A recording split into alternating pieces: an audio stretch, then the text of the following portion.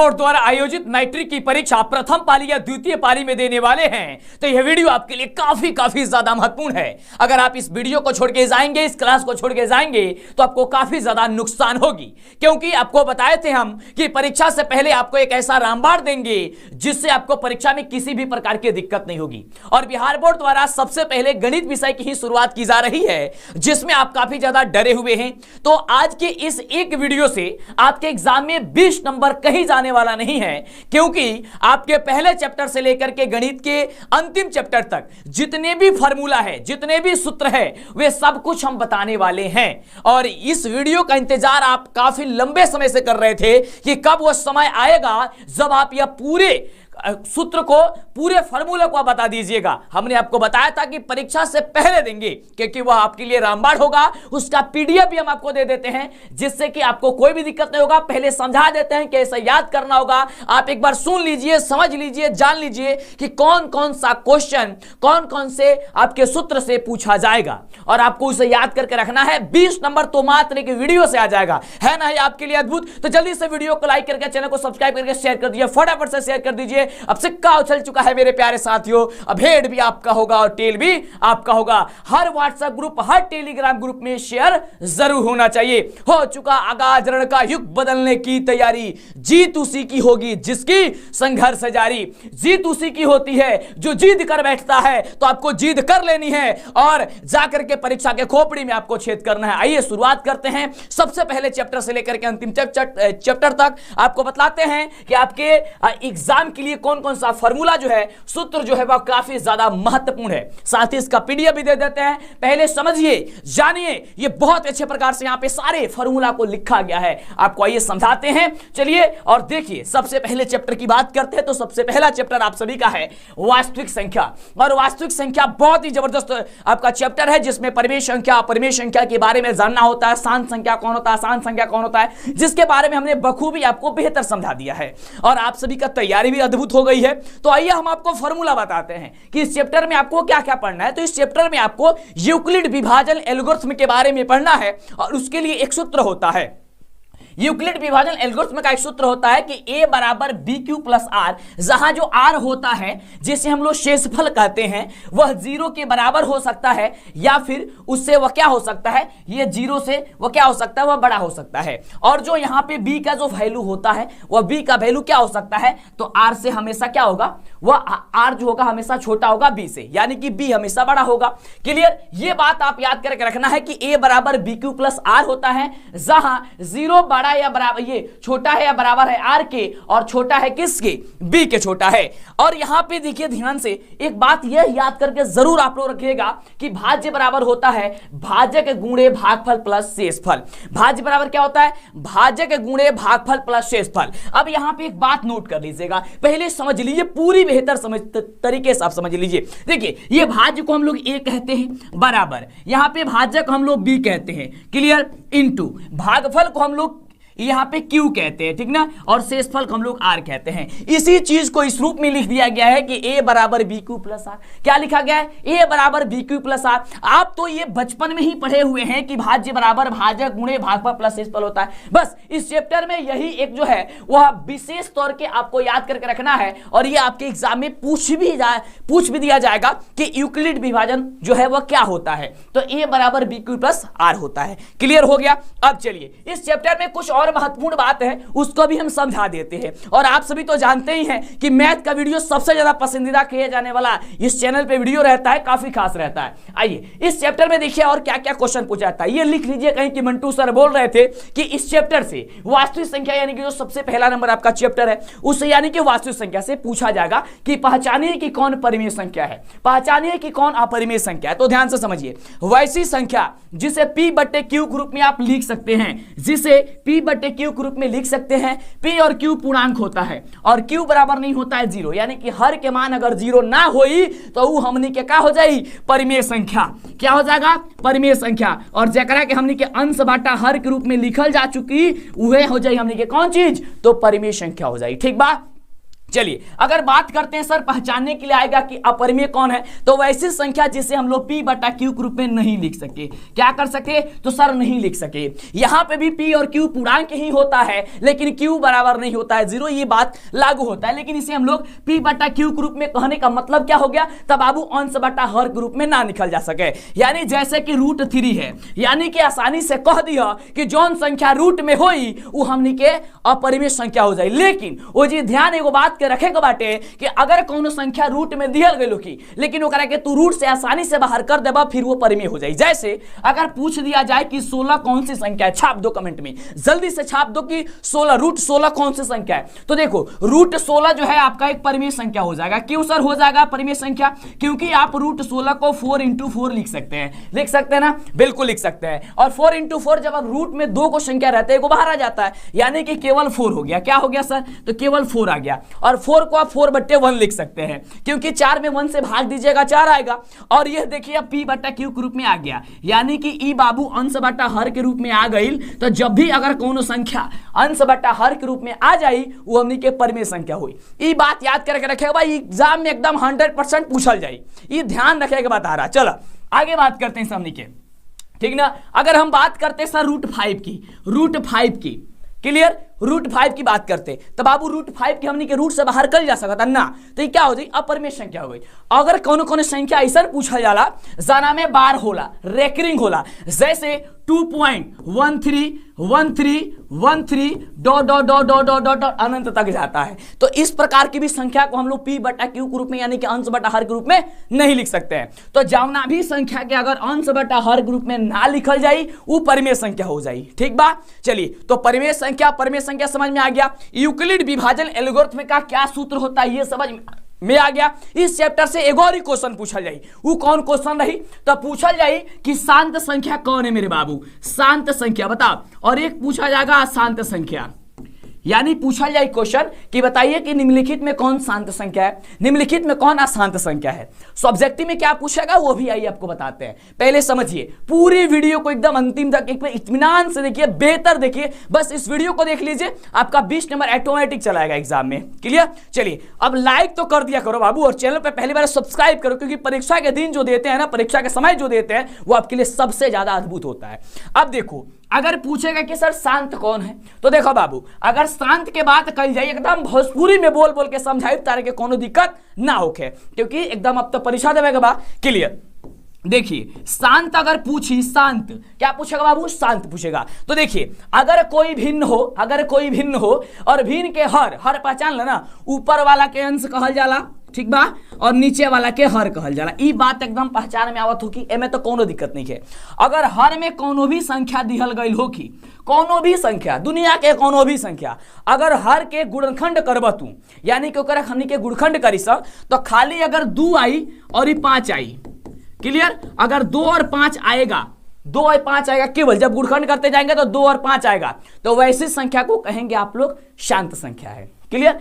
चाहे खाली 2 आ जाए तब वो शांत हो जाए, खाली 5 आ जाए तब वो शांत है। लेकिन एक बात ध्यान रखिएगा, अगर किसी संख्या में कभी कभी ऐसा भी होता है, देखिए जो बात को हम बोल रहे हैं ना, ये बात कहीं नहीं मिलेगा जो हम आपको बोल रहे हैं। इसको आप ध्यान में दिमाग में एकदम बैठा के रखेगा बाटे, भूल नहीं के जाए के, एक बार ना होके 2 बेर करके जरूर पीछे करके देखत रह, समझत रह, नोट कर ला।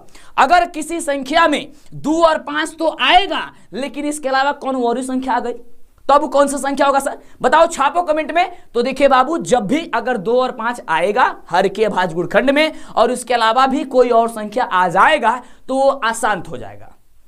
यानी कहे के मतलब ई बाटे, पूरा निचोड़ ई निकला ताटे कि कौनो भी भिन्न दिहल गईल हो की और ओकरे के जब हमनी के गुणनखंड करी सा तो कैला के बाद से हमनी के खाली 2 आवे के चाहिए, ना तो 5 आवे के चाहिए। एकरा अलावा कोनो दूसरा संख्या ना आवे के चाहिए। बस ये रिवीजन है, यानी कि 2 के पावर m और 5 के पावर n की रूप का ही आना चाहिए, इसके अलावा कोनो दूसरा ना आवे के चाहिए। तो ये हो जाए शांत। अगर बात करें अशांत तो बड़ा ही सिंपल है। अगर बात कर देते सर अशांत की, बता दीजिए। तो देखो अशांत कहने का मतलब सब सिंपल, इसका पलट दो, उल्टा कर दो, यानी कि 2 और 5 के अलावा कोनो दूसरा संख्या आ जाए, 2 और 5 के अलावा कोई दूसरा संख्या आ जाएगा, वैसे संख्या हम लोग कहेंगे क्या चीज? अशांत कहेंगे। क्लियर हो गया? ये समझे? बिल्कुल समझे। यानी कि आपके ऑब्जेक्टिव में इस चैप्टर से क्या क्या पूछेगा पहले चैप्टर से, तो बाबू पूछल जाई कि यूक्लिड विभाजन एल्गोरिथम द्वारा एचसीएफ निकाले खाती तो ए बराबर बी क्यू प्लस आर से निकाल दिया और एक सूत्र पूछी तो सूत्र भी लिख दिया, यानी कि गोला में लगाओ कहीं तो गोला लगा दिया। पूछा जाएगा शांत संख्या कौन है निम्नलिखित में, तो बता दीजिएगा। अशांत कौन है तब भी बता दीजिएगा। पूछेगा निम्नलिखित में कौन अपरिमेय संख्या, तब भी बता दीजिएगा। कौन परिमेय संख्या, तब भी बता दीजिएगा। क्लियर हो गया? 2-3 नंबर तो यहीं से आपके एग्जाम में यूं हूबहू आ गया। अब एक बात करते हैं इसमें से सब्जेक्टिव क्वेश्चन। सर इस चैप्टर से कौन कौन सब्जेक्टिव क्वेश्चन पूछेगा, तो देखो पूछेगा कि √3 कौन अपरिमेय संख्या है, चाहे पूछ सकता है √5 कौन अपरिमेय, ये कैसे अपरिमेय संख्या, ठीक ना, क्यों, ठीक ना, या पूछ सकता है 2 - √3 क्यों यह आपका एक अपरिमेय संख्या है, साबित कीजिए। कहेगा कि सिद्ध कीजिए कि √3 जो है अपरिमेय संख्या है, साबित कीजिए कि √5 एक अपरिमेय संख्या है, साबित कीजिए कि 2 + √3 एक अपरिमेय संख्या है। तो इस तरीके से आपको साबित करने के लिए क्वेश्चन आएगा, तो एक बार आप देख लीजिएगा। हालांकि बहुत ज्यादा हमने आपको बता दिया है, तो इसलिए कहते हैं वीडियो को लाइक नहीं किया, लाइक करो, चैनल पे पहले सब्सक्राइब कर दीजिए। और अंतिम समय के लिए मैं जाना जाता है, क्योंकि अंतिम समय जो आपको बताते हैं समझाते हैं वही आपके परीक्षा के लिए हूबहू आपके लिए बहुत जबरदस्त होता है। क्लियर? अब तो सिक्का उछल चुका है, हेड भी आपका होगा, टेल भी आपका होगा। परीक्षा के बॉर्डर पे जाइएगा, 2 बातें होगी, या तो आप जीत के आइएगा, नहीं तो आप सीख के आइएगा। हार के आप आ नहीं सकते हैं और हार के हम आने नहीं देंगे आपको, क्योंकि कदम से कदम मिला करके चल रहे हैं। और जब आप परीक्षा पे जाइएगा ना, परीक्षा हॉल में, वहां से बहुत कुछ सीखने को मिलेगा। बिल्कुल आप कहिए कि सर मंटू सर क्या बोल रहे थे, बहुत कुछ सीखने को मिलेगा, ठीक ना। चलिए, तो ये चीज होगा। आगे पूछा जाएगा कि इसे आप लोग एचसीएफ निकाल दीजिए। पूछेगा इस चैप्टर से कि अगर किसी संख्या का एचसीएम और 2 संख्याओं का गुणनफल दे दिया है तो एलसीएम निकाल दो। तो उसका फॉर्मूला होता है कि ये अगर एलसीएम पूछेगा, एलसीएम और 2 संख्या का गुणनफल दिया है, मसा दिया है, तो क्या करना है, दोनों संख्या का गुणनफल बटा मसा से भाग दे देना है, ठीक ना। अगर मसा पूछेगा तो दोनों संख्या के गुणनफल से, यानी कि दोनों संख्या के गुणा करके, या चाहे गुणा दिहल हो तो कोनो बात नहीं, क्या खाली एलसीएम से भाग दे देता तो मसा निकल जाए। ये थोड़ा मोड़ा ये आपका है, उसको आप नोट कर लीजिए। चलिए, तो ये रहा पहले चैप्टर से इस तरीके का क्वेश्चन, और यहां से क्वेश्चन आपके एग्जाम में पूछेगा, ठीक ना। अब इसमें एक और क्वेश्चन पूछा जाता है कि 6³ + 1, 6³ + 3, 6³ + 5 है ना। तो ये बताइए कि एक विषम धनात्मक पूर्णांक होती है, इसे एक बार रट लीजिएगा, एक बार समझ लीजिएगा उसको कैसे बनता है, ठीक ना। वैसे तो बताया गया, एक बार बस देख के चले जाए एग्जाम में। दूसरे चैप्टर की बात करते हैं, यहां तो हम फॉर्मूले की रिवीजन करा रहे हैं और किस टाइप से किस आधार पे क्वेश्चन आ जाएगा ये भी हम आपको बता दे रहे हैं, है ना, काफी खास है। चलिए, तो इत्मीनान से एक जगह शांत जगह बैठिए, कान में ईयरफोन लगाइए, जबरदस्त तरीके से आप समझ लीजिए, जान लीजिए, परख लीजिए, नहीं तो छूट जाएगा, फिर दिक्कत हो जाएगा। इसलिए कहते हैं कि आप चैनल को सब्सक्राइब करें, लाइक करें, सबको बता दें, पूरे बिहार में फैला दीजिए। चैप्टर दूसरे की बात करते हैं, बताओ दूसरा चैप्टर का क्या नाम है, जल्दी से छाप दो कमेंट करके। अब तो सारा चीज पता होनी चाहिए आपको, क्योंकि अब तो एग्जाम देने वाले हैं। तो दूसरे चैप्टर का नाम है बहुपद। क्या नाम है बाबू? बहुपद नाम है। अब बहुपद जो नाम है, इसमें कुछ फार्मूला है। अब इसमें फार्मूला जो है उसको याद कीजिए। अब बहुपद की बात करते हैं तो बहुपद का सर व्यापक रूप आता है। बताइए कि द्विघात बहुपद के व्यापक रूप क्या होता है। तो बाबू द्विघात बहुपद के व्यापक जो रूप होला वो होला ax² + bx + c होता है। क्या होता है? ax² + bx + c होता है ना रसगुल्ले। चलो, ये आपका व्यापक रूप होता है। अगर पूछता है इसके घात कितने होते हैं बाबू, तो द्विघात बहुपद के घात बाबू 2 होला। दो होला। अगर पूछ दे कि इसका घात कौन कौन होता है तो कहेगा कि सर एगो अल्फा होला और एगो बीटा होला। कौन होता है? एगो अल्फा एगो बीटा होता है। क्लियर हो गया? ये पूछेगा। अब देखो, अब आपके एग्जाम में पूछ सकता है कि बताइए तब अल्फा + बीटा यानी एक योग का होला। योग के मतलब होला जोड़। तो योग का मतलब होता है जोड़, तो होता है -b/a। एगो फार्मूला होला जो कि यहाँ पे देखो लिखा गया है। क्या होता है? तो सर -b/a होता है। अगर पूछ देगा एग्जाम में, पूछेगा ही पूछेगा यार, ऐसा कोई टेंशन लेना नहीं है। अगर पूछेगा कि सर बताइए आप लोग कि अल्फा × बीटा क्या होता है, यानी कि इसके शून्यांकों का गुणनफल क्या होता है, तो बाबू शून्यांकों का गुणनफल होता है c/a। क्या होता है? c/a होला। ठीक बा, चलो तो ये करेगा, याद कर लग। ये 3 गो फार्मूला बहुत जबरदस्त बाटे, याद करके हमेशा रखेगा बाटे, ठीक ना। अगर पूछेगा कि सर रैखिक बहुपद के शून्यकों की संख्या कितनी होती है, देखो जो बोल रहे हैं ना ये कहीं नहीं मिलेगा, ये बात याद रखना।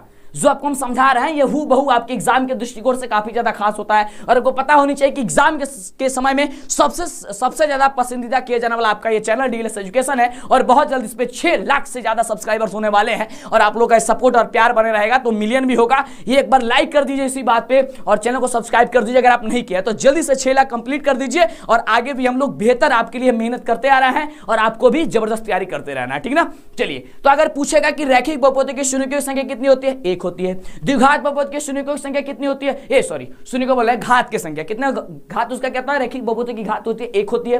द्विघात बहुपद की घात कितनी होती है, 2 होती है, ठीक ना। चलो अब बात करते हैं कि सर यहां पे अगले चैप्टर की, ठीक ना। ये छोटा मोटा कुछ इंपॉर्टेंट आपका है, इसको बता देते हैं, ठीक ना। और इसका पीडीएफ भी आपको हम दे देते हैं और इस चीज को आप नोट कर लीजिए, याद कर लीजिए। चलो आगे बात करते हैं। अगला आपका चैप्टर आता है 2 चर वाले रैखिक समीकरण, ठीक ना। क्या आता है, अब देखो, अब यहां पे एक बात करते हैं तुमसे। देखो पहले इस चैप्टर में थोड़ा सा हम एक चीज भूल जा रहा है क्योंकि ये पूछेगा, हमेशा पूछेगा। क्या पूछेगा सर, पूछेगा आपसे ये कि बताइए कि निम्नलिखित में कौन बहुपद है। पूछल जाए कि कौन बहुपद है तो बहुपद के रूप जो होगा, जो व्यापक रूप चेक कर लीजिएगा, ax² प्लस bx प्लस अगर c के रूप के अगर होई तो आपका क्या हो जाएगा, क्या हो जाएगा, वो आपका द्विघात बहुपद हो जाएगा, ठीक ना।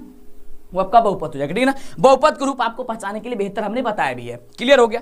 अब चलो आगे बात करते हैं, ठीक ना। अब चलो एक यहां से अब आते हैं तीसरे चैप्टर की। तीसरा चैप्टर जो है आपका कौन सा चैप्टर, जल्दी छापो कमेंट में, छापो। तीसरा चैप्टर आपका 2 चर वाले रैखिक समीकरण। अब 2 चर वाले रैखिक समीकरण में देखो ध्यान से, यहां पे ध्यान देखो, और यहां से 3-4 नंबर तो एकदम 100% फिक्स रहेगा एग्जाम में, बिल्कुल इस चैप्टर से है। जो इतना बहुत कम बताएंगे आपको। देखो मेरा मानना यह है कि आप एकदम कम पढ़िए लेकिन ऐसा पढ़िए जो अद्भुत हो जाए, एकदम एग्जाम में आप धमाल कर दें। आप एग्जाम में पूरा क्वेश्चन सॉल्व करके कोई जरूरत नहीं है, आप 50 क्वेश्चन में आप 40 क्वेश्चन को ही सॉल्व करके आए, 45 को ही सॉल्व करके आए, लेकिन ऐसा सॉल्व करके आए जिससे को टीचर को सोचना पड़े कि नंबर काटे कहां से, है ना। ये ऐसा करके आना चाहिए, ऐसा नहीं कि पूरा 50 में 50 बना के चले आए। अब पता चला सब में डाउट है, सब में दिक्कत है, सब में गड़बड़ है, फिर उस 50 बनाने से क्या फायदा है। कम बनाओ लेकिन ऐसा बनाओ जो देखने वाला खुश हो जाए, एकदम प्रसन्न हो जाए और एकदम खुश होकर के नंबर दे, ठीक ना। उसमें किसी भी तरीके की हिचकिचाहट ना हो और बेहतर आपको अंक दे, ठीक ना। उसी प्रकार से अब देखो 2 चर वाले रैखिक समीकरण में यहां पे 2 को समीकरण आता है। एक वो होता है आपका a1x plus b1x plus b1y plus c1 बराबर 0 होता है। दूसरा होता है a2x plus b2y plus c2 बराबर 0 होता है। अब यहां पे कंडीशन होता है। अब देखो कंडीशन को ध्यान से समझना क्योंकि इसी कंडीशन से आपके एग्जाम में पूछा जाता है। अब देखो ध्यान से, अगर a1 बटा a2 बराबर नहीं होगा b1 बटे b2, ध्यान देना, अगर a1 बटा a2 बराबर नहीं होगा बाबू b1 बटे b2, ध्यान देना, b1 बटे b2, तो क्या होगा, इसकी जो रेखा होगी प्रतिच्छेदी रेखा होगी। कैसी रेखा होगी, प्रतिच्छेदी रेखा होगी। केवल एक हल यानी कि इसका एक अद्वितीय हल होगा, ठीक ना, अद्वितीय हल होगा। इसके युग्म जो होंगे वह संगत होंगे यानी कि अविरोधी होंगे। और यहां से ये 2 नंबर समझ लो कि तुम्हारा एग्जाम में बिल्कुल पूछल जाए। और क्लास के ये वाला मिस्टेक करके जइब ना पढ़ब तो फिर दिक्कत हो जाई। तो दिक्कत नहीं ख्याल आवे के, एकदम जन पढ़ा रहल गइल बाटे अब इस समय में उहे तहरा एग्जाम खातिर महत्वपूर्ण रही और ये रिवीजन कराया जाता है, ये फॉर्मूला के बताया जाता है, ठीक ना। तो ये चीज आप स्क्रीनशॉट ले लो या इसका पीडीएफ बता देते हैं, नोट कर लो। ध्यान देना, अगर a1 बटे a2 बराबर नहीं हो b1 बटे b2 तो का होई, उड़ कर रेखा प्रतिच्छेदी रेखा होई, अद्वितीय हल होगा और उसका युग्म जो होगा वह संगत होगा यानी कि अविरोधी होगा, ठीक ना। ये कहीं जल्दी नहीं मिलता है, ये बड़ी छांट के लिख कर रखा गया आपके लिए। क्लियर हो गया, चले के अब बात करते हैं सामने के आगे। अब दूसरा कंडीशन में, दूसरा कंडीशन क्या होता है कि अगर a1 बटे a2 होता है, क्लियर, बराबर b1 बटे b2 होता है लेकिन बराबर c1 बटा c2 नहीं होता है, यानी कि 2 गो मान बराबर होला लेकिन तीसरा मान बराबर ना होला, तब का होई, तब एकर जो रेखा हुई वो समानांतर होगा। कैसा होगा सर, समानांतर होगा। याद करना, रटना, समझना, जानना, कैसा होता है, समानांतर होता है। दूसरा, इसका कोई हल नहीं होगा, एकर कोनो हल ना निकली, यानी कि क्या हो जाएगा, यहां पे इसका कोई हल नहीं होगा। आगे बात करते हैं कि इसका युग्म कैसा होगा, तो इसका युग्म जो होगा असंगत होगा यानी कि विरोधी होगा। कैसा होगा, असंगत होगा, कहीं कहीं असंगत देला और कहीं कहीं विरोधी कह देला। तो विरोधी और असंगत दोनों के ध्यान रखिए कि असंगत और विरोधी के दोनों के एक बात है, ठीक बा। चले गए अगर तीसरा कंडीशन की बात करते हैं, अगर तीसरा कंडीशन में ये तीनों आपस में बराबर होगी, यानी कि a1 बटे a2 हुई बराबर b1 बटे b2 हुई और बराबर c1 बटे c2 हुई। देख सकता रहा, ये तीनों आपस में बराबर बटे, ठीक बा। a1 बटे a2 बराबर बा b1 बटे b2 के और b1 बटे b2 बराबर बा c1 बटे c2 के, ठीक बा। जब ए तरीके के कंडीशन आ जाई तो एकर रेखा संपाती हुई। कैसन हुई? एकर रेखा संपाती हुई। दूसरा, एकर अपरिमित रूप से अनेक हल निकली। का निकली? एकर अपरिमित रूप से अनेक हल निकली। याद कर लो, दिमाग में बैठा लो, परीक्षा में जाकर के धमान बता दो, सीधे एग्जाम में उठ जाएगा क्वेश्चन, ये गारंटी है। ये लिख लो कि मंटू सर, डीएलएस वाले सर बता रहे थे अंतिम समय और अंतिम घड़ी में, और वही आपके एग्जाम के दृष्टिकोण से काफी ज्यादा खास होगा। जीत के लिए जिद करनी पड़ेगी, आपको डरना नहीं, लड़ना पड़ेगा और परीक्षा के बॉर्डर पे जाना होगा, एकदम ताबड़तोड़ जवाब देकर के आना होगा। अगर इसकी बात करते सर इसका युग में क्या होता है, तो इसका युग में होता है संगत होता है या फिर आश्रित, आपको लिखा गया मिलेगा, ये होता है, ठीक ना। बस इतना आपको याद करके रखना है। अब देखो, अब एक चीज क्या होता है बच्चों को, यहां पे बृजगुणन विधि के बारे में पूछा जाता है आपसे, हो सकता है बृजगुणन विधि का सूत्र भी पूछ दे। तो क्या होता है, देखो ध्यान से, इसका सूत्र होता है x बटा b1c2 माइनस b2c1 बटे y बटे c1 a2 minus c2 a1 बराबर 1 बटे a1 b2 minus a2 b1 होता है। बस ये बात आपको याद करके रखना है, काफी जबरदस्त है। क्या होता है यहां पर देखो, अगर इसकी बात करते हैं सर, इसका एक सर ये लंबा ये फॉर्मूला है सर, इसका ट्रिक बता ना दीजिए, कोई ट्रिक है? चलो बता देते हैं, आओ ट्रिक समझो इसकी। इतना बड़ा फॉर्मूला है ना, इतना बड़ा फॉर्मूला, इसका वो एक ट्रिक समझा देते हैं सर। ट्रिक है, बिल्कुल ट्रिक है यार, ट्रिक समझो। इतना बड़ा फॉर्मूला आप डायरेक्ट बना दोगे। कहो आप लोग यहां पे ध्यान दो, यहां पे एक बट्टा खींचोगे, बिल्कुल सर खींच सकता है, इसमें क्या प्रॉब्लम है? बिल्कुल। अब देखो यहाँ पे BC, यार देखो यहाँ पे देखो ध्यान से, थोड़ा सा बड़ा करते हैं ताकि दिखाई दे रहा है ना। चलिए BC माइनस BC कर सकते हो, यस सर कर सकते हैं, बराबर लिख सकते हो, फिर से बटा लगा सकते हो, CA माइनस CA लिख सकते हो, हाँ सर लिख सकते हैं, बराबर यहाँ पे AB माइनस AB लिख सकते हो, हाँ सर लिख सकते हैं, लिख सकते हो, कोई प्रॉब्लम नहीं है। चलो इसमें आप X लिख सकते हो, बिल्कुल, इसके ऊपर आप y लिख सकते हो, हाँ सर लिख सकते हैं, इसके ऊपर आप 1 लिख सकते हो, बिल्कुल लिख सकते हैं। चलो यहां तक कर सकते हो, कोई दिक्कत नहीं है, नहीं दिक्कत है। यानी x बटा BC माइनस BC, y बटा CA माइनस CA बराबर 1 बटा AB माइनस AB हो गई, ठीक बा, इतना हो गया ना, बिल्कुल। अब चलो यहाँ पे क्या करना है, ये जी करा के बा 12 21, यानी यहाँ पे 1 यहाँ पे 2, क्या हो गया B1C2 माइनस 21, यानी कि 2 और 1 क्या हो जाएगा x बटा B1C2 माइनस B2C1। देखो ये वाला हो गया, यहां वाला तो याद हो गया। अरे सर हाँ सर, 12 21 बैठा दो, x बटा BC माइनस BC कर दो और 12 और 21 बैठा दो, हो गया ना, बिल्कुल। अब चलो यहाँ पे देखो, फिर से 12 21 बैठाओ, यहाँ पे भी 1 और यहाँ पे 2, फिर यहाँ पे 2 और यहाँ पे 1, देखो हो गया C1 A2 minus C2 A1, देखो यहाँ पे सही है, हाँ सर सही है, बिल्कुल। अब चलो यहाँ पे भी बैठाओ, 12 और 21 बिठा दो, हो गया फॉर्मूला रेडी। फॉर्मूला क्या हो गया? रेडी हो गया। अरे हाँ सर इतना आसान है, इतना लंबा प्रोसेस करने की क्या जरूरत, रटने की क्या जरूरत? एक बार और समझो, ध्यान से देखो, इतने बड़े फॉर्मूले को याद करने का एक सिंपल ट्रिक, आपको x लिखना है, उसके नीचे बटा लगा देना है, बराबर यहां पे y लिखना है, उसके नीचे बटा लगा देना है। दूसरे तरीके से बताते हैं, उसके बाद से 1 लिखना है, बटा लगा देना है। कहीं ऐसा कोई दिक्कत नहीं सर, ऐसा कोई दिक्कत नहीं है। चलो जब दिक्कत नहीं है तो यहाँ पे BC माइनस BC लिख सकते हो, हाँ सर। यहाँ पे CA माइनस CA लिख सकते हो, हाँ सर। यहाँ पे AB माइनस AB लिख सकते हो, हाँ सर, बिल्कुल। अब बस अब मैं बैठा था तहरा कौन ची, तो 12 21, यहाँ पे B1 C2 हो गया, B2 C1 हो गया, फिर ये जा 12 21 हो गया, यहाँ पे भी 12 21 बैठा दो, बस देखो तो फॉर्मूला बनकर रेडी हो गया। और यही आपका बृजगुणन का सूत्र होता है ना कमाल? तो काफी जबरदस्त है, बिल्कुल। तो याद हो गया ना, बिल्कुल याद हो जाएगा, कोई दिक्कत इसमें नहीं होगा। तो ये सारी ट्रिक होती है, आप पढ़िए आगे, देखिए कितनी अद्भुत तरीके से आपको बता रहे हैं आगे। चलिए तो चैनल को सब्सक्राइब कर दो अगर मजा आ रहा है तो। चले के अब हमने क्या बढ़ते हैं सर चौथा चैप्टर के, और चौथा चैप्टर है हम लोग का, क्या होता है तो द्विघात समीकरण। क्या है चैप्टर? तो द्विघात समीकरण। इससे ज्यादातर क्वेश्चन आपके एग्जाम में उठाए जाते हैं। अब द्विघात समीकरण से ये समझते हैं, देखो इसका सूत्र क्या होता है, याद करना। द्विघात समीकरण का सूत्र होता है, ये द्विघात समीकरण जो होता है वो क्या कैसा होता है, मतलब किस प्रकार होता है, किसका इसका रूप का होता है, व्यापक रूप। तो ax² + bx + c के रूप का इसका होता है व्यापक रूप, ठीक ना।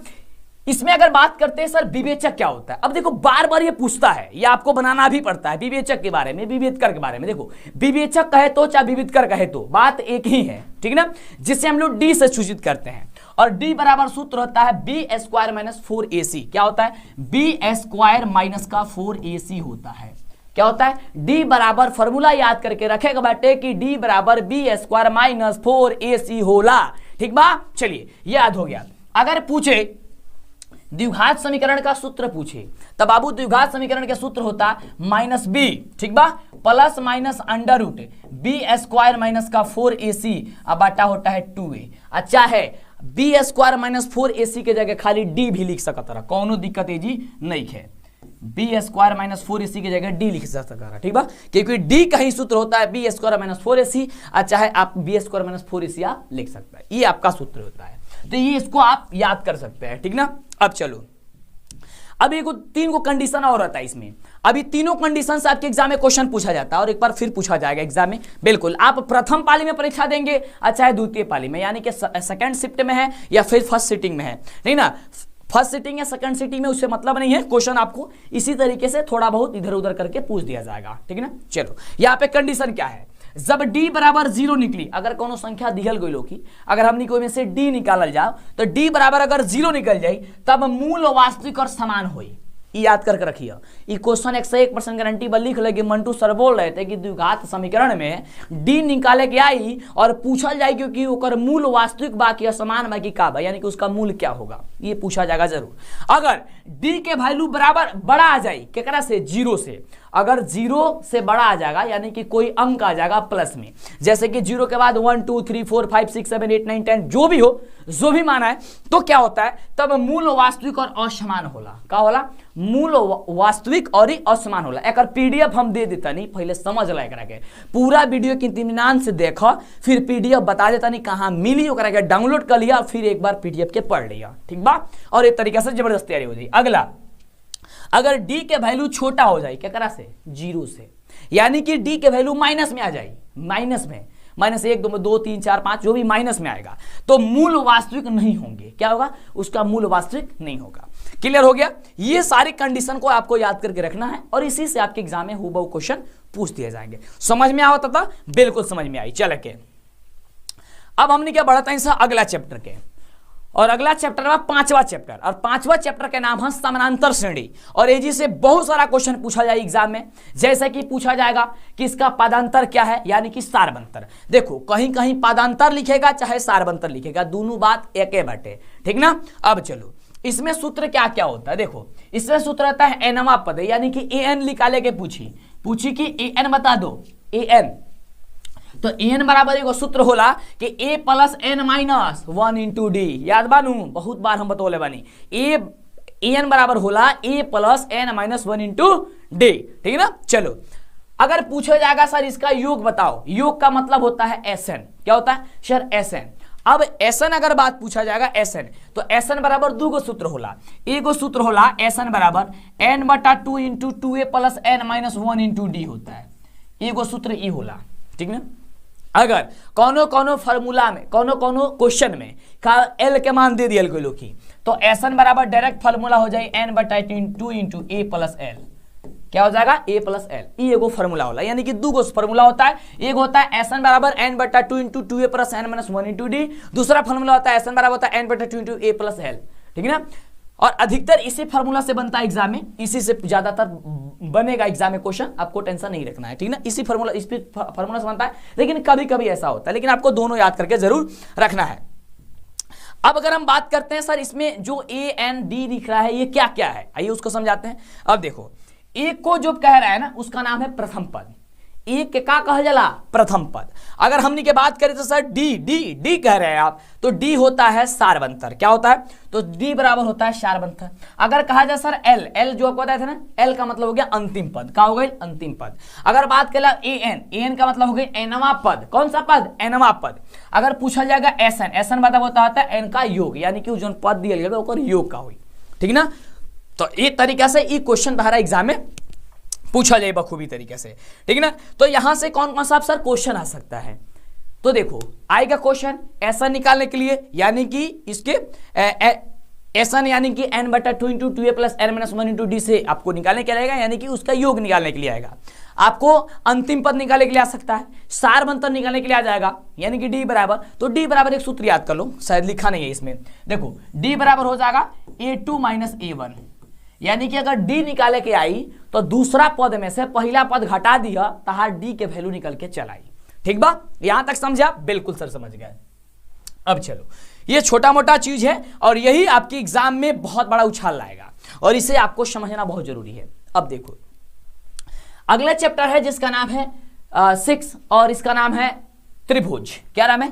त्रिभुज। अब त्रिभुज में जो है, अब इसी से जो है 5 नंबर में क्वेश्चन उठता है, ठीक ना, इसी से 5 नंबर क्वेश्चन उठता है। इसमें पाइथागोरस के, देखो अब ध्यान देना, पाइथागोरस के विलोम, पाइथागोरस है ना, पाइथागोरस के विलोम और पाइथागोरस, ये दोनों याद आपको जरूर होना चाहिए, सील जरूर आप कर लीजिएगा, रिवीजन जरूर कीजिएगा, इसमें से जरूर एगो आ सकता है, या फिर थेल्स या थेल्स का विलोम, ये जरूर आप याद करिएगा, इससे आपके एग्जाम में क्वेश्चन जरूर रहेगा, 101% गारंटी है, ठीक ना।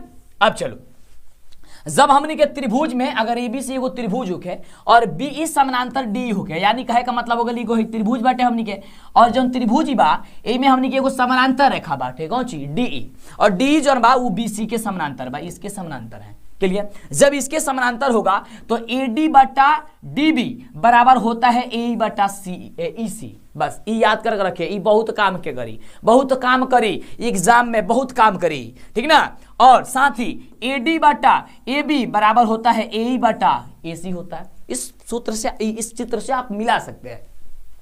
तीसरा कंडीशन होता है कि ए बी बटा डी बी बराबर होता है ए सी बटा ई सी, क्लियर। तो ये छोटा छोटा कंडीशन है, इसको आप याद करके दिमाग में बैठा करके रखिएगा और आपको कोई दिक्कत नहीं होगा। बस यहां तक आ गए, चलिए यहां तक हम पढ़े 16 नंबर, यहां पे आपके फॉर्मूला थे, यानी कि 16 का फॉर्मूला हमने पढ़नी था और 16 का फॉर्मूला थारा परीक्षा के दृष्टिकोण से बहुत ज्यादा खास बटे, ठीक ना।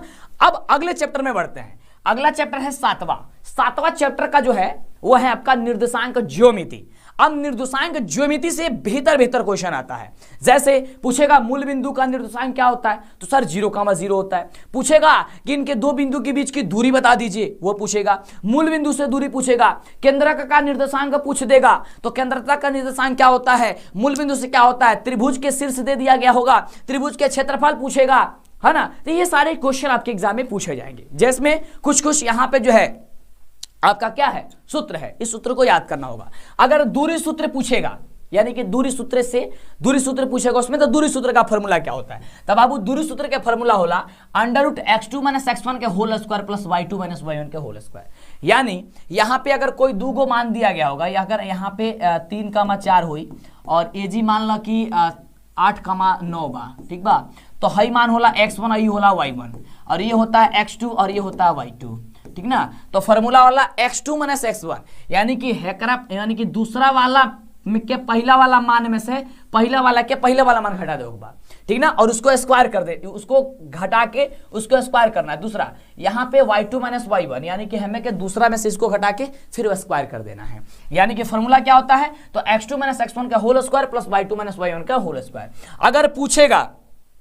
अगर पूछेगा कि मूल बिंदु का बताइए, मूल बिंदु से दूरी, तो मूल बिंदु से जब दूरी पूछी तो कुछ नहीं क्या करेंगे, √x, यहाँ पे क्या करें, x के स्क्वायर प्लस y के स्क्वायर, यानी कहे का मतलब अगर मूल बिंदु से दूरी पूछी कि 3,4 के दूरी बताओ, मूल बिंदु से 3,4 के दूरी बताओ, काफी सिंपल है, कुछ नहीं करना है, एगो रूट लगा देना है और दोनों के स्क्वायर करके जोड़ देना है। जैसे 3 त्रिका 9 और 4 चौका 16, 16 को 9 हो जाए 25 और 25 के बाहर कर दबा हो जाए 5, बस एक आंसर आ गया 5। तो ये तरीका से क्वेश्चन है, कितना सिंपल बा ना, बिल्कुल सिंपल बा। तो जब फॉर्मूला याद रही ना तो एकदम जबरदस्त, जब हथियारे ना हुई तो लड़ाई करे जेब तो हार जेब ऑटोमेटिक, है ना।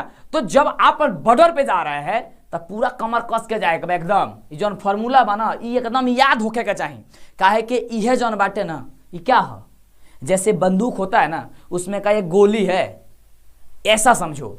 ये नहीं रहेगा तो फिर बंदूक चलेगा कैसे, समझ रहे हो। अगर गणित आप पढ़ लिए हैं और फॉर्मूले याद नहीं है फिर बनेगा कैसे? नहीं बनेगा, क्वेश्चन को नहीं बनेगा आपसे, लेकिन फॉर्मूला याद जरूर होना चाहिए। तो ये फॉर्मूला आपका है, रिवीजन कर लीजिए।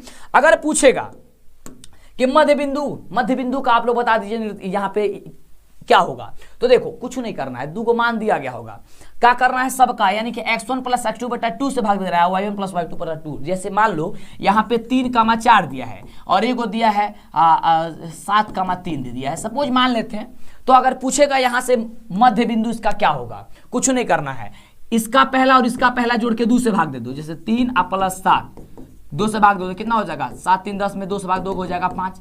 इसका पहला जोड़ के 2 से भाग दो तो 4 और 3 क्या हो जाएगा, 2 से भाग दो 7 7 बटा 2, ठीक है ना। तो ये आपका हो जाएगा, ठीक है ना। तो ये आपका हो जाएगा मध्य बिंदु से, ठीक है ना। तो x1 प्लस x2 बटा 2 और y1 प्लस y2 बटा 2 होता है। अगर इसमें पूछेगा सर विभाजन सूत्र, ये थोड़ा सा लंबा है, याद करिएगा इसको। विभाजन सूत्र पूछ सकता है आपसे और विभाजन सूत्र से क्वेश्चन आएगा भी, तो ध्यान दीजिएगा। इसका सूत्र होता है m1 x2 plus m2 x1 बटा m1 प्लस m2, और दूसरा होता है m1 y2 plus m2 y1 बटा m1 प्लस m2। ये सब पता है आपको, बस इसका सूत्र जो एक जगह इकट्ठा कर लीजिए, एक बार समझ लीजिए, बस एक बार देख लोगे ना, क्योंकि पढ़ने का लगता है ना, होशियार के इशारा काफी रोला। क्या होता है, होशियार जो होता है ना, यानी कि जो समझदार होता है, उसके लिए इशारा काफी है। उसको इशारा दे दो, थोड़ा सा हिंस दोगे ना, वो बड़ा कमाल कर सकता है। तो आपको भी हम अब हिंस दे रहे हैं कि हिंस दे रहे हैं और जाकर के एकदम धमाल मचा के चले आओ, ठीक ना। चलो आगे, जैसा हमने पूछा, बोला कि आपसे सूत्र पूछ सकता है त्रिभुज में, बिल्कुल पूछेगा। और ये पूछेगा या तो 5वें नंबर में कभी कभी पूछ सकता है, लेकिन अधिकतर ये 2 ही नंबर में आएगा, ठीक ना। अब देखो, अब सर इसका एक सूत्र होता है। अब देखो इसका सूत्र बड़ा है, कहिएगा कि सर ये तो सूत्र में नहीं याद होता है। हम कहेंगे बाबू जब आपको हम पढ़ा रहे थे देखो ट्रिक बताए थे, क्या वो ट्रिकवा याद है तुमको? नहीं याद है तो कोई दिक्कत नहीं है, ट्रिक समझ लो। देखो पहले इसका सूत्र बता देते हैं, देखो कितना लंबा है। इसका सूत्र होता है त्रिभुज का क्षेत्रफल का कि 1/2 into x1 into y2 minus y3 plus x2 into y3 minus y1 plus x3 y1 minus y2 होता है। ये तहार सूत्र होला, लेकिन इतना बड़ा सूत्र के याद करल तनी आसान नहीं है। तो सर इसका कोई तरीका है? बिल्कुल तरीका है। देखो तरीका क्या है आप बताओ। 1/2 तो लिख सकते हो, इसमें कोई समस्या है ना? सर इसमें कोई समस्या नहीं है। चलो इसके बाद से बड़ा कोष्टक लगाने में कोई समस्या है? नहीं समस्या। आप देखो यहाँ पे लिखना x और इंटू y माइनस वाई, बोलो लिख दोगे? हाँ सर। यहाँ पे लिखना प्लस, यहाँ पे लिखना x और यहाँ लिखना y माइनस वाई, बोलो लिख दोगे? Yes sir. यहाँ लिखना फिर से x और लिखना y माइनस वाई, ठीक बा? बस अब ब्रैकेट से बंद कर दो बा, ठीक ना। ये याद करने का ट्रिक है। अब देखो हमने तो यहाँ किया, अब क्या करना है, यहाँ पे लिखना है x में 1 लगाना है, यहाँ पे x में 2 लगाना है और यहाँ पे 3 लगाना है। बोलो कोई दिक्कत नहीं सर। अब देखो अब यहाँ पे क्या करना है, 23 31 12 याद करो। 23 31 12 23 31 12 ई बैठा दे बही में, तो ये बैठाइए यहाँ 23, तो यहाँ पे 2 और 3 31 3 और 1, यहाँ 12 1 और 2। देखो ये सूत्र जो है देखो इसमें बिल्कुल सही होगा, है ना कमाल। तो इस तरीके से आप इसको याद कर सकते हैं। बड़ा है लेकिन कोई दिक्कत नहीं है, आप आसानी से इसको समझ के याद कर सकते हैं। तो ये त्रिभुज का सूत्र हो गया। अब बस इस सूत्र से क्या करना है आपको, सिंपल क्या करना है, x1 y2 y3 का मान रख देना है, ऑटोमेटिक सॉल्व करोगे तुरंत आंसर चला आएगा, कोई दिक्कत इसमें नहीं होगा। अब सबसे ज्यादा जो डर लगता है उस चैप्टर का नाम है त्रिकोणमिति। त्रिकोणमिति में बच्चे कहते हैं कि सर हमें बड़ा समस्या होता है, त्रिकोणमिति भूल जाते हैं, बार बार पढ़ते हैं भूल जाते हैं। तो समझो जो आज आपको हम ये फॉर्मूला दे रहे हैं ना, फॉर्मूला, इस फॉर्मूला को केवल पढ़ लो, 7-8 नंबर तो यहां से एकदम आ जाएगा, ये गारंटी है, क्योंकि ज्यादातर इसमें फॉर्मूला ही पूछा जाएगा। अब देखो सबसे पहले फॉर्मूला होता है साइन थीटा। साइन थीटा बराबर होता है P/H होता है। क्या होता है? P/H होता है। कोस थीटा बराबर होता है B/H होता है। कहे का मतलब हो गई, कहे का मतलब हो गई, ध्यान देना ध्यान देना। यहाँ पे P और H समझ में अगर किसी को नहीं आ रहा होगा, हो सकता है किसी को नहीं आता है। तो देखो यहाँ पे हम सभी जानते हैं साइन थीटा बराबर क्या होता है। अगर हम हिंदी की बात करते हैं तो लंब आधार कण जाना तरह, लंब आधार और कण। तो देखो साइन थीटा बराबर होता है लंब बटा कण, कॉस थीटा होता है हम सभी का, देखो उसके ऊपर लिखते हैं, ठीक ना, यहां पे लंब बटा हो जाएगा कण। अगर आधार कॉस थीटा पूछेगा तो ये होता है आधार बटा कण। क्या होता है? आधार बटा कण होता है। क्लियर। अगर पूछ दे हम लोग का टेन क्या होता है, तो टेन बराबर होता है, देखो यहाँ पे लंब बटा आधार होता है।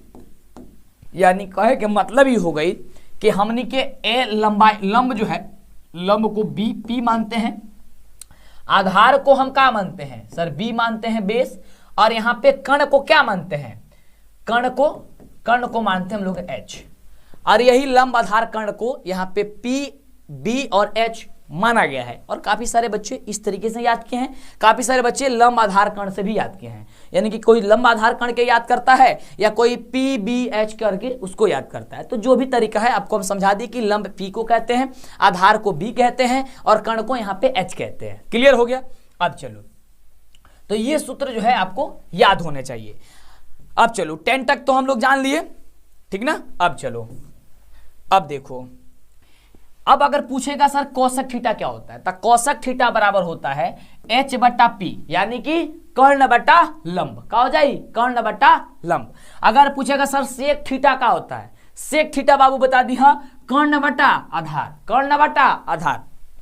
अगर पूछा जाए कि कोट थीटा का होला, कोट थीटा, तो कोट थीटा बराबर होला बाबू आधार बटा लंब। का होता है, आधार बटा लंब होता है। यानी कहे का मतलब ये हो गई, जवन टेन के उल्टा बा, उल्टा वो कोट होला, कोट होला। का होला, कोट होला। साइन के उल्टा का होला, तो सर कोसेक होला।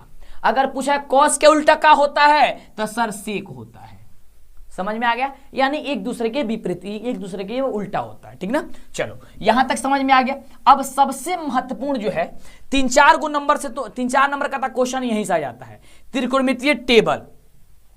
और ये टेबल के देख के काफी सारे बच्चे कंफ्यूज हो गए, अरे बाप रे बाप, ये तो याद नहीं होता है, ऐसे कहते हैं ना आप लोग, तो कि इसको देख करके तो नींद आने लगता है। तब बाबू नींद अला के कोनो जरूरत नहीं है, एक भी हम एगो ट्रिक बतौले बानी। इसका क्या बताए हम, इसका भी एगो हम ट्रिक बताए हैं, पहले एगो वीडियो में हम बताए हैं ट्रिक, याद करने का सबसे आसान है। देखो यहां पे ट्रिक भी लिखा भी गया है, देखो ध्यान से, ये आपका देखो ध्यान से देखना, ये 0 डिग्री है, ये 30 डिग्री है, ये 45 डिग्री है, ये 60 डिग्री है और ये 90 डिग्री है। ध्यान से समझना, ध्यान से समझना इस चीज को, 90 डिग्री है। अब देखो अगर हम इसको बात करते हैं कि सर साइन 0 का वैल्यू कितना आता है, 0 आता है। साइन 30 का वैल्यू क्या होता है, 1/2 होता है। साइन 45 का मान क्या होता है, 1/2 आता है। साइन 60 का वैल्यू क्या होता है, √3/2 होता है। साइन 90 का वैल्यू क्या होता है, तो सर 1 होता है।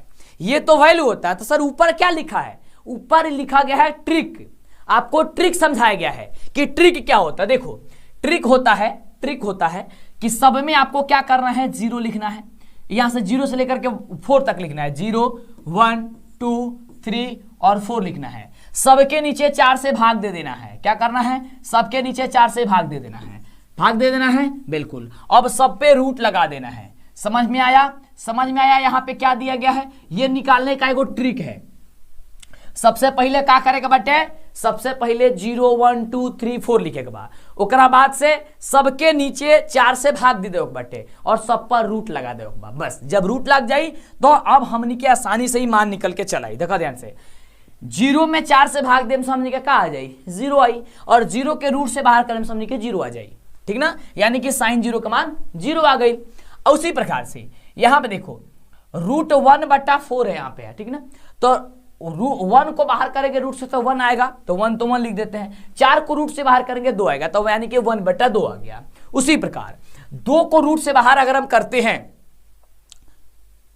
2 को रूट से बाहर नहीं, 2 को रूट से बाहर नहीं, अभी इसको कटाएंगे, 2 दूनी 4 होता है ना, 2 दूनी 4 होता है। देखो ध्यान से, तो यहाँ पे बचा ऊपर अब क्या हो गया, 1 आ गया, और 1 यहाँ पे रूट क्या आ गया, यहाँ पे नीचे 2 आ गया। यानी कि अगर 1 के रूट से बाहर करे तो 1 आ जाए, तो लिख दिया गया 1, और 4 के बाहर करे रूट से तो क्या हो जाए, यहाँ पे √2 के 2 हो जाए, सॉरी ये तो कट गया था ना, √2 है, तो √2 को बाहर आप नहीं कर सकते हैं, तो √2 का √2 आप लिख दीजिए। तीसरा √3 है, √3 को बताओ आप बाहर कर सकते नहीं, तो √3 को √3 लिख दो। यहाँ पे रूट का 4 बाहर कर सकते हैं, बिल्कुल बाहर करते हैं, हो जाएगा 2। क्लियर है। चलिए यहाँ पे देखो √4/√4 है, तो ये इसको कटाओ, इसको 4 से 4 कट जाएगा, बचेगा 1, और 1 जो रूट से बाहर करेंगे तो 1 आएगा, बस इसका मान हो गया 1। बस यही चीज होता है, और ये आपका मान निकल करके चला आया। यानी कि साइन 0 का मान 0 होला, साइन 30 के मान 1/2 होला, साइन 45 का मान 1/√3 होता है और साइन 60 का मान 1/√3/2 होता है और साइन 90 का मान जो होता है वो 1 होता है। क्लियर हो गया। अब देखो, अब इसी का उल्टा हमने बताया था ना, साइन का उल्टा यहां पे कॉस होगा। साइन का उल्टा क्या होगा? कॉस होगा। अब उल्टा का मतलब क्या होगा? उल्टा का मतलब पूरा उल्टा नहीं होता है, मतलब इधर वाला मान अब इधर चला आएगा। जैसे अगर साइन 0 का मान 0, साइन 0 का मान 0 है, तब साइन 0 का मान जो 0 है ना, ये उठ के चलाएगा इधर इधर, यानी कि साइन 90 का, ये कॉस 90 का मान आ जाएगा। यानी इसको थोड़ा सा हम उलट के रखी लिखेंगे। जैसे ये 1 वाला यहां लिख देंगे, ये √3/2 यहां लिख देंगे, ये 1/√2 है वह यहां ही लिख देंगे, फिर ये वाला यहां लिख देंगे और ये वाला यहां लिख देंगे। बस ये हम सभी का कॉस का मान आ गया। क्या आ गया सर? सर यहां पे हम लोग का कॉस का मान आ गया। यानी कि कॉस 0 का मान 1 होता है, कॉस 30 का मान 3/2 होता है, कॉस 45 का मान 1/√2 होता है, कॉस 60 का मान 1/2 होता है, कॉस 90 का मान 0 होता है। ये बात याद करके रखिए। आप जिस भी तरीके से याद करें, या तो आप इस ट्रिक के माध्यम से भी याद कर सकते हैं। थोड़ा सा हम यहाँ पे लिख के नहीं बता रहे हैं तो थोड़ा सा कहीं समस्या हो रही होगी, लेकिन इसके पहले हमने बताया था ना, लिख के बताए थे आपको, तो उस वाले वीडियो को देख लीजिएगा एक बार, बेहतर समझ में आ जाएगा। ठीक ना। या एक बार PDF आपको हम दे देते हैं तो उससे भी आपको बेहतर समझ में आ जाएगा। ठीक ना। थोड़ा सा एनालिसिस कीजिएगा, बैठ के समझिएगा ना तो तुरंत समझ में आ जाएगा। देखो जल्दी के चक्कर में कुछ नहीं होता है, थोड़ा सा समझना पड़ता है, तो थोड़ा सा समझिए। अगर बात करें सर tan की बात करें तो tan क्या होता है ना, इसका बट्टा इसका रख दीजिएगा, यानी कि 0/1 भाग दीजिए, कितना होगा? 0 होगा। 1/2 में भाग दीजिएगा √3/2 से, आएगा क्या? 1/√3। ठीक ना, क्योंकि √2 से ये 2 से 2 कट जाएगा, बचेगा क्या? 1/√3। यहां पे देखो, यहां पे √2 से √2 कट जाएगा, क्या आ जाएगा यार? यानी कि साइन बट्टा कॉस जो होता है वो tan के बराबर होता है। ध्यान समझना, जो tan होता है ना, tan थीटा बराबर होता है साइन बटा कॉस थीटा। तो वही चीज हम साइन के जौन मान बटे और मैं कॉस के मान से भाग दे दो बटे, और जो आंसर आई वो tan के मान हो जाए। ठीक ना। चलो उसी प्रकार यहां पे देखो ध्यान से, √3/2 में भाग दे दो 1/2 से, तो यहां पे 2 से 2 कट जाएगा, बचेगा √3। अब देखो 1 में 0 से भाग दो, बताओ एक में कब कोनो भी संख्या में 0 से भाग लागेला? 0 नीचे रहेला ना रहेला, तो क्या हो जाए? अपरिभाषित। ये अपरिभाषित का सिंबल है। ये उल्टा 8 इस तरीके 8 बनता है ना, इस तरीके का, तो ये ऐसे बना दो, ये अपरिभाषित है। क्लियर हो गया। अब चलिए, जब ये उल्टा आपने बना ही दिया इसको, अगर 3 को निकल गया तो बस इस सब के अब उलट देवे के बा, हमनी के क्या कर देवे के बा? अब हमनी के सब चीज एकरा के उल्टे के नहीं के, मतलब कि 1 बट्टा भाग दे, जैसे कौशिकी के मान हुई तो कौशिकी के मान होगा 1/sin A से, यानी कि sin 0 से। ठीक ना, यानी कि 1 में भाग दे रहा है, तो 1 में भाग दोगे अब 0 से क्या होगा? इनफाइनाइट हो जाएगा, यानी कि अपरिभाषित हो जाएगा। यानी कि कोसेक 0 का मान क्या हो जाए? इन्फिनिटिव होता है। उसी प्रकार से 1/2 में भाग दे दीजिए 1 से, तो 1 से भाग देंगे 2 आएगा। 1/√2 से भाग दोगे 1 से, क्या होगा? √2 आएगा। √3/2 से भाग दोगे तो 2/√3 आएगा, और 1 से भाग दोगे 1 में क्या आएगा? 1 आएगा। क्लियर। उसी प्रकार से कॉस वाला मान में भाग दे दो, तो 1 में 1 से भाग दोगे 1 आएगा।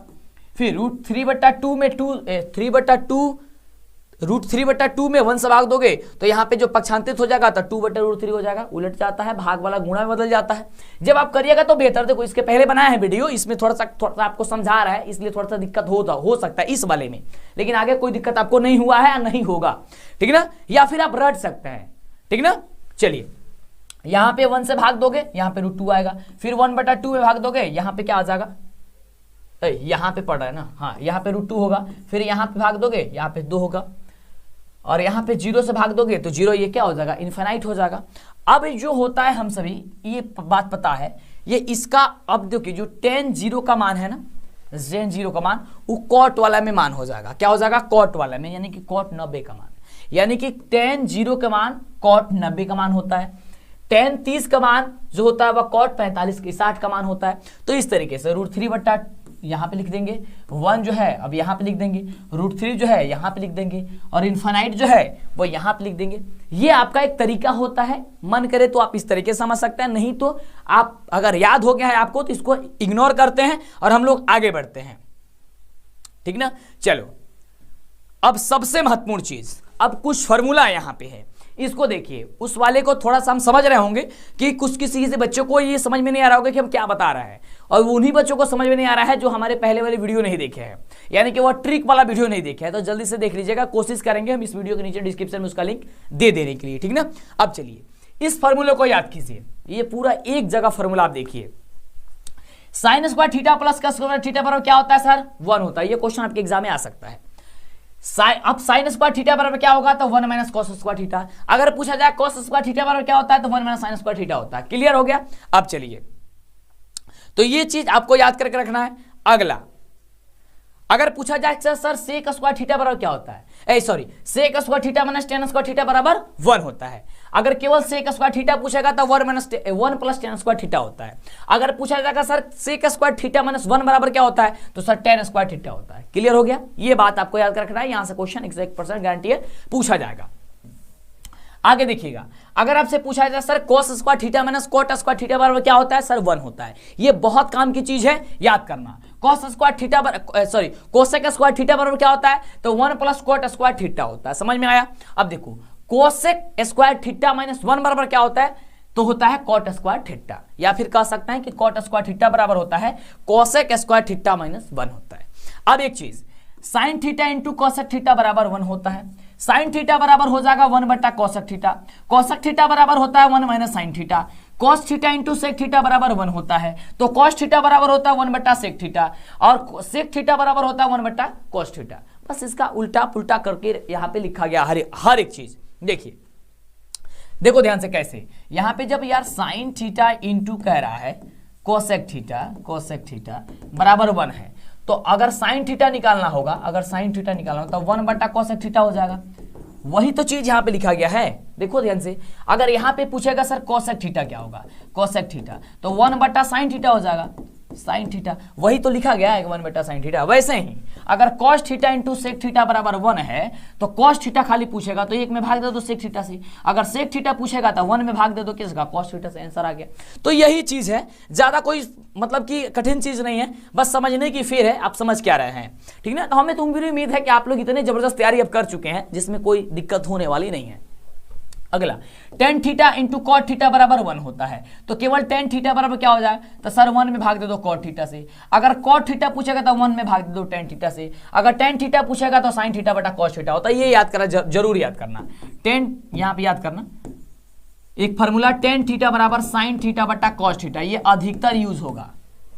टेन थीटा बराबर होता है साइन थीटा बटा कॉस थीटा, ये अधिकतर आपके एग्जाम में ये आपका क्या होगा? ये यूज होगा। इसको आप जरूर आप याद करके रखिएगा। चलो अगला क्या है? और कॉट थीटा बराबर होता है कॉस थीटा बटा साइन थीटा, यानी कि केवल पलट दो, ठीक ना। कॉस को ऊपर कर दो, साइन को नीचे कर दो, ठीक ना। अब चलिए, एक फार्मूला होता है, ये सबसे ज्यादा यूज होगा। साइन 90 माइनस थीटा जो होता है वह कॉस थीटा के बराबर होता है।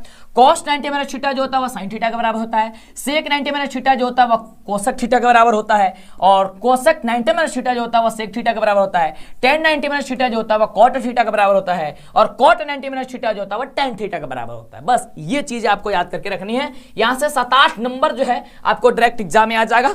अब चलो, ये माथा पेची वाला क्वेश्चन आपका जो है वो खत्म हो गया। अब टेंशन मत लो। अब सबसे जरूरी जो है और इंपोर्टेंट फार्मूला जो आपको एक जगह नहीं मिल पाता है वो ये वाला है। यहां से 55 नंबर से स्टार्ट हो रहा है, 12 नंबर जो आपका चैप्टर है, क्योंकि 11 नंबर चैप्टर आपका जो है रचना है, तो रचना में फार्मूला नहीं होता है। यहाँ पे 12 नंबर से स्टार्ट करते हैं हम लोग। तो 12 चैप्टर जो है आपका वृत्त है, ठीक ना। तो वृत्त के बारे में हम समझते हैं।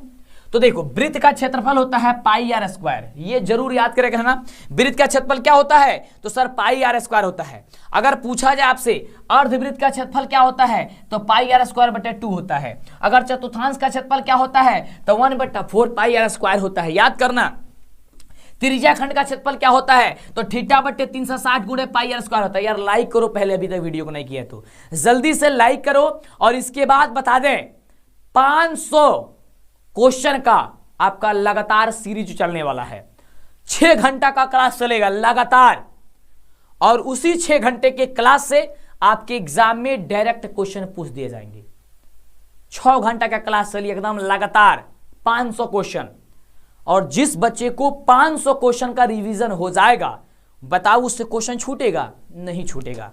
और इस फॉर्मूले को जितना भी हम बता रहे हैं, ये सारे फॉर्मूले का यूज हम करके दिखाए हैं। और कहीं ना कहीं वो वैसा ही क्वेश्चन है जो आपके एग्जाम में हमेशा पूछा जाता है और पूछा जाएगा, वही सभी क्वेश्चन हैं और इस सभी फार्मूला का यूज हमने करके दिखाया है और बहुत इंपॉर्टेंट है। तो आपका 6 बजे से क्लास लेकर के 12 बजे तक चलेगा लगातार, 6 घंटा की क्लास है। 6 घंटा की क्लास में आप बोर मत होइएगा, इत्मीनान से बैठिए और जबरदस्त आप लोग तैयारी करिएगा। चलिए आगे बात करते हैं। लघु वृत्तखंड का क्षेत्रफल, इसका पीडीएफ आपको हम दे देते हैं, कहां मिलेगा। थीटा बटे 360 into pi r square minus होता है 1/2 into r square sine theta. ये देखो ये बहुत कम यूज होगा आपके एग्जाम में, ठीक ना, इसे नहीं भी याद करोगे तो कोई दिक्कत नहीं है, लेकिन अगर दिया हुआ है तो आप याद कर सकते हो। हालांकि इस 2 से मतलब बहुत कम क्वेश्चन आएगा तो 5 नंबर में आएगा। जैसे दीर्घ वृत्तीय खंड का क्षेत्रफल पूछेगा तो ये होता है 360 माइनस थीटा बटा 360 pi r square minus 1/2 r square sine theta होता है, ये सूत्र होता है, ठीक ना। अगर वृत्त की परिमाप पूछेगा, ध्यान देना ये पूछेगा ही, वृत्त का परिमाप पूछेगा तो वृत्त का बाहु परिमाप होता है 2 पाई आर, अर्धवृत्त का परिमाप होता है पाई आर इंटू ये आर इंटू पाई प्लस 2 और चाप की लंबाई होता है थीटा बटा 360 गुणे 2 पाई आर, या फिर ध्यान देंगे और या फिर आप थीटा बटा 180 गुणे पाई आर होता है। देखो ये दोनों फार्मूला जहां दोनों फार्मूला हो सकता है, थीटा बटा 180 गुणे पाई आर या फिर थीटा बटा 360 गुणे 2 पाई आर। क्यों? क्योंकि 2 से यहां पे हमने कटा दिया है, 180 हो गया है। समझ में आ रहा है ना? बिल्कुल। तो कभी कभी 2 लगा के पूछ देता है, कभी कभी 2 हटा देता है। अब चलो, अब 13 नंबर चैप्टर की बात करते हैं। कुल मिलाकर 15 को चैप्टर है, अब 13 नंबर चैप्टर पर हम लोग पहुंच चुके हैं। 13 नंबर चैप्टर में ध्यान दीजिएगा, घन का कुल पृष्ठीय क्षेत्रफल। तो घन के कुल पृष्ठीय क्षेत्रफल होला हमने के 6a स्क्वायर यानी कि 6 गुणे भुजा स्क्वायर। घन का आयतन होता है a क्यू यानी कि भुजा क्यू, यानी कि भुजा के 3 बार गुणा कर दिया। घन का विकर्ण होता है √3 गुणे a, ठीक बा, यानी कि √3 गुणे भुजा। एक यहां पे a का मतलब हो गया भुजा, याद करना, उसका जो भुजा दिया गया होगा, ठीक ना। बेलन का कुल पृष्ठीय क्षेत्रफल होता है 2 pi r into r plus h. बेलन का वक्र पृष्ठीय क्षेत्रफल होता है 2 पाई आर एच, याद करना। बेलन का आयतन होता है पाई आर स्क्वायर एच। गोले का पृष्ठीय क्षेत्रफल होता है 4 पाई आर स्क्वायर। अर्धगोले का वक्र पृष्ठीय क्षेत्रफल होता है 2 पाई आर स्क्वायर, ठीक ना। और अर्धगोले का पूर्ण पृष्ठीय क्षेत्रफल, पूर्ण पृष्ठीय का मतलब संपूर्ण पृष्ठीय क्षेत्रफल 3 पाई आर स्क्वायर। गोले का आयतन होता है 4/3 पाई आर क्यूब। अर्धगोले का आयतन होता है 2/3 यानी कि 2/3 पाई आर क्यूब। शंकु का वक्र पृष्ठीय क्षेत्रफल होता है pi r into l plus r. Clear? चलिए आगे, शंकु की वक्र पृष्ठीय क्षेत्रफल बात करें तो पाई आर एल होता है। एल का मतलब होता है तिर्यक, लंबाई, ऊंचाई, और आर का मतलब होता है त्रिज्या, पाई का मतलब पाई समझते हैं, जिसका 22/7 या 3.14 कहीं कहीं यूज किया जाता है। शंकु का आयतन होता है 1/3 पाई आर स्क्वायर एच। एल बराबर अगर फॉर्मूला पूछेगा तो एल बराबर फॉर्मूला होता है √r square plus H square. H बराबर फॉर्मूला होता है एल स्क्वायर माइनस का आर स्क्वायर। आर बराबर होता है √l स्क्वायर माइनस का एच स्क्वायर। छिन्नक का कुल पृष्ठीय क्षेत्रफल आपसे पूछ सकता है 5 नंबर में, या आपके एग्जाम में क्वेश्चन भी आ सकता है, या फिर आपसे केवल फॉर्मूला ही पूछ सकता है। तो छिन्नक का पृष्ठीय क्षेत्रफल होता है pi L into R1 plus R2 into pi R1 square plus R2 square. शंकु के छिन्नक का आयतन होता है, क्या होता है, 1/3 pi h into R1 square plus R2 square plus R1 into R2 होता है। क्लियर हो गया? शंकु के छिन्नक के वक्र पृष्ठीय क्षेत्रफल की बात करें तो होता है pi L into R1 plus R2, जहां एल बराबर होता है √h square plus R1 plus R2 के होल स्क्वायर। क्लियर? अगर यहां पे जहां एल की बात करेगा तो अब हम बात करते हैं सर 14 नंबर चैप्टर की, और 14 और 15 दो को लास्ट चैप्टर है। इसके बाद से आपको इसका पीडीएफ दे देते हैं, ठीक ना, कैसे मिलेगा उसे समझ लीजिएगा। तो इसमें पूछेगा माध्य, तब माध्य बराबर बाबू होता है sigma f i x i into sigma f i. माध्यक बराबर होता है l plus n/2 minus c f बटा एफ इंटू एच होता है। अगर बहुलक पूछेगा तब बहुलक बराबर होता है l plus f1 minus f0 बटे 2f1 minus f0 minus f2 into h होता है, ठीक है। ये सब फॉर्मूला आप याद किए, एक बार रिवीजन करा रहा है आपको। बहुलक बराबर होता है 3 गुणे माध्यिका माइनस 2 गुणे माध्य, और ये अब की बार जरूर एग्जाम में क्वेश्चन रही, ये जरूर याद करके रखेगा कि बहुलक बराबर होला 3 गुणे माध्यक माइनस 2 गुणे माध्य, ठीक बा। चलिए, अब वीडियो शायद काफी लंबा हो गया है, और लंबा हो गया तब खत्म भी हो गया। अब लास्ट चैप्टर है आपका 15 नंबर जो कि पर्यक्ता से चैप्टर है। और पर्यक्ता में देखो दो यहाँ पे फॉर्मूला है बस, ज्यादा महत्वपूर्ण वाला। P इंटू ई बराबर होता है प्रेक्षण का योग बटा प्रेक्षण की संख्या, और P इंटू ई और P इंटू नॉट ई बराबर का योगफल जो होता है वो 1 होता है। और ये पूछेगा भी तो इसका बता दीजिएगा कि पर्यक्ता निश्चित होने की घटना और निश्चित दोनों की जो है आपका योग जो क्या होता है आपका 1 होता है। क्लियर हो गया। तो इस तरीके से आपने देखा पूरे यहाँ पे चैप्टर का जितने भी महत्वपूर्ण आपके सूत्र था सभी सूत्र को, और लगातार इसके बाद 6 घंटे की क्लास चलने वाली है। शाम 6 बजे से लेकर, कब सर? तो शाम 6 बजे से लेकर 6 बजे से 12 बजे रात तक क्लास चलेगी और आपको सुबह एग्जाम दे देना है। यह क्लास जरूर आप देखिएगा, 6 घंटे की क्लास चलेगी, अद्भुत क्लास चलेगी, जबरदस्त क्लास रहेगी, जिसमें 500 क्वेश्चन का आपको रिवीजन करा दिया जाएगा। एक उसमें क्लास से 100 क्वेश्चन करके 500 क्वेश्चन को ऐड कर दिया गया है और आपको बताया जाएगा। तो उम्मीद है कि जरूर देखिएगा। आइए इसके बताते हैं पीडीएफ कैसे मिलेगा। पीडीएफ को आप लोग डाउनलोड कर लीजिए और अपने तैयारी में जबरदस्त उछाल। तो इसका पीडीएफ डाउनलोड करने के लिए आपको गूगल के क्रोम ब्राउजर में आ जाना है और यहाँ पे सर्च करना है DLS एजुकेशन, जो चैनल का नाम है। और जैसे ही आप परीक्षा हॉल से आइएगा, उसका सही सही उत्तर देखने के लिए कि आपने कितना प्रश्न सही किया है, आपको आकर के गूगल में सर्च करना है DLS एजुकेशन। आपके सामने आएगा DLS एजुकेशन ऑफिशियल और इस पे आपको क्लिक कर देना है। जैसे ही क्लिक कीजिएगा आपके सामने इस तरीके से ओपन होगा। तो यहाँ पे अगर आप व्हाट्सएप ग्रुप पे नहीं जुड़े तो जुड़ जाइएगा, और टेलीग्राम में नहीं जुड़े हैं तो जल्दी से आप यहाँ पे क्लिक करके ज्वाइन हो सकते हैं। उसके बाद से आपको थोड़ा सा नीचे जाना होगा। जैसे आप नीचे जाइएगा तो यहाँ पे आपको लिखा हुआ मिलेगा, यहाँ पे ऑल फार्मूला देख सकते हैं, यहाँ पे ऑल फार्मूला मिलेगा और यहाँ पे VVI क्वेश्चन वगैरह सब कुछ मिलेगा। तो इस पे आपको ऑल फार्मूला पे यानी कि फार्मूला का पीडीएफ डाउनलोड करना चाहते हैं तो इस पे आप क्लिक करना होगा और क्लिक करके आपको थोड़ा सा नीचे जाना होगा। यहाँ पे आप लोग सारी प्रोसेस पढ़ लीजिएगा, पढ़ना चाहे तो, नहीं तो आपको नीचे जाना है। और यहाँ पे देख सकते हैं math all chapter formula download, जो आपको हम दिखा रहे थे, आपको पीडीएफ हमने समझाया, उसका पीडीएफ डाउनलोड करने के लिए इस पे आपको डाउनलोड पे क्लिक करके आपको उसको आसानी से पीडीएफ ग्रुप में आप डाउनलोड कर सकते हैं और अपने दोस्तों में भी उसे शेयर कर सकते हैं। यहां पे आपको मैथ का वीडियो का लिंक मिल जाएगा, प्लेलिस्ट का पूरा वीडियो एक साथ मिल जाएगा, साइंस का मिल जाएगा, सोशल साइंस का मिल जाएगा, संस्कृत, हिंदी, इंग्लिश, यानी कि सब कुछ का यहाँ पे मिल जाएगा। उसके बाद से यहाँ पे और भी बहुत सारा चीज, और रिजल्ट भी सबसे पहले इसी वेबसाइट से मिलेगा। तो देरी मत कीजिए, जल्दी आइए और सर्च कीजिए और डाउनलोड कीजिए, अपना बेहतर तैयारी कीजिए।